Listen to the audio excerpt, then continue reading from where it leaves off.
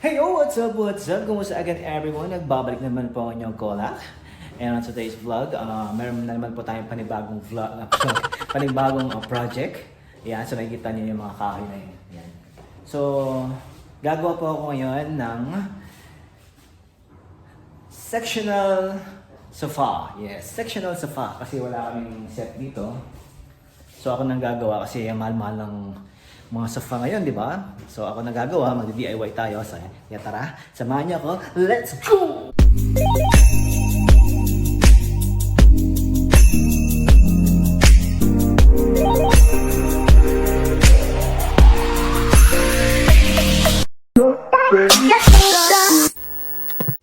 Yan. So bago tayo mag-start, papakita ko muna yung gagamitin kong materyales. Ito nga pala ang plank na to, wood plank na to is Palogina. So nabili ko siya 390, 10 piraso na siya. So bali dalawang tali yung binili ko. Yan. So ito yung gagamitin kong pang-frame, paa, and yung sandalan.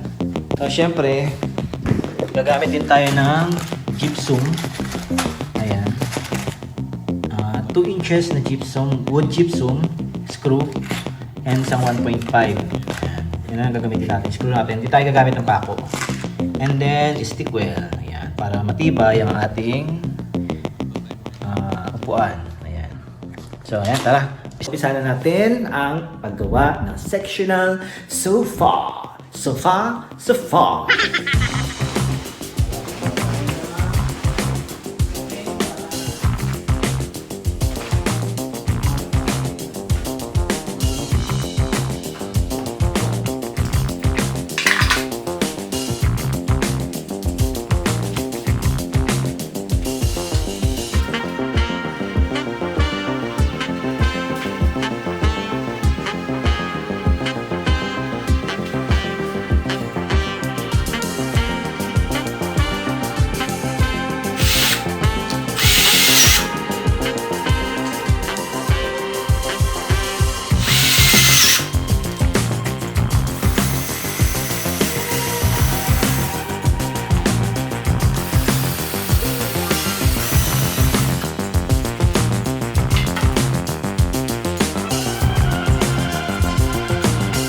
So yan, dito na tayo ng paggawa ng sectional sofa. So kahapon naputol na yung video kasi nalobat yung cellphone ko. Ayun, so hindi natin nakuhanan yung ibang shots na ayos ko yung sofa. And then ngayon, papakita ko ito. Lalagyan na ako ng paa. So ito na yung mga nagawa ko. Yan, so gumawa, ito yung ginawa ko kahapon. Ito na ayos na pag dikit ko na siya. So ito na yung ginawa ko sa paa. So ganyan lang yung, simple lang siya yung paa niya. Hindi siya masyadong kagandaan, pero okay lang sa akin. Okay lang naman. So yan, so nilalagyan ko na ng paa.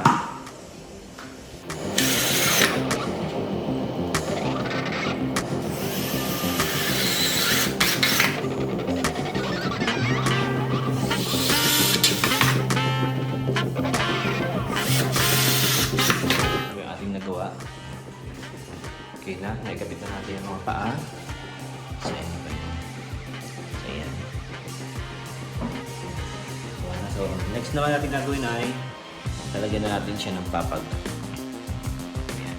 So, ayan. Talagyan natin, nagtitira na lang natin kahoy. Nakashade natin. Ayan. Tara!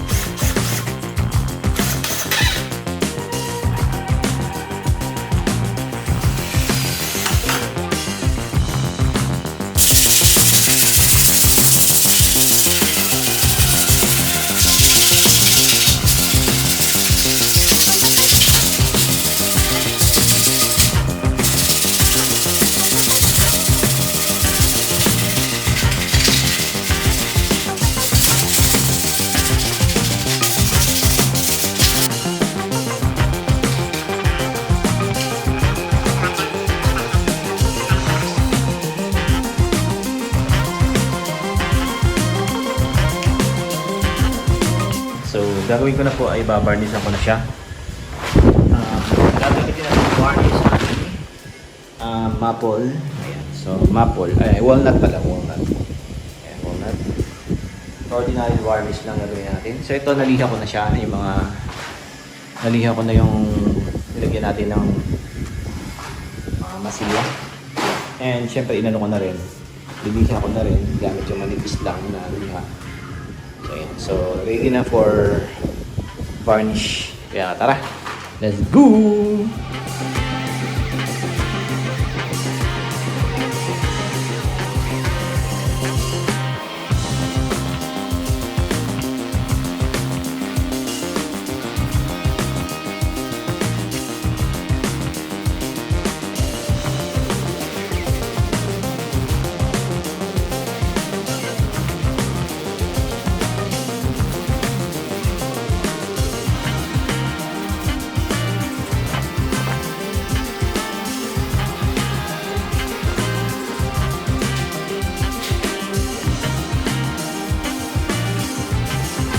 So yun, tatapalan natin siya ng kulay brown na varnish kasi hindi ko gusto yung kulay. Sabi walnut.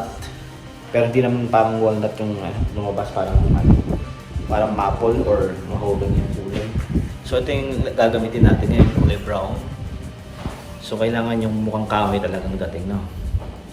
So ito na nga mga kolak, tapos na nating varnish ng ating sectional sofa. So hindi ba natin nakuha yung tamang yung gusto nating kulay, pero itong final touch natin is okay na sa akin kasi kanina ayoko yung kulay, yung walnut daw pero mukha namang mahogany yung kulay, pero eto tingnan nyo.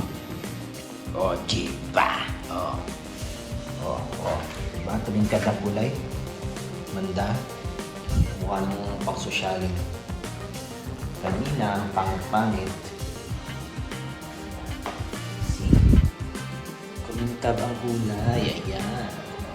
Ayan. So, tapos na natin gawin ang ating project na professional sofa. Pero may kulang pa.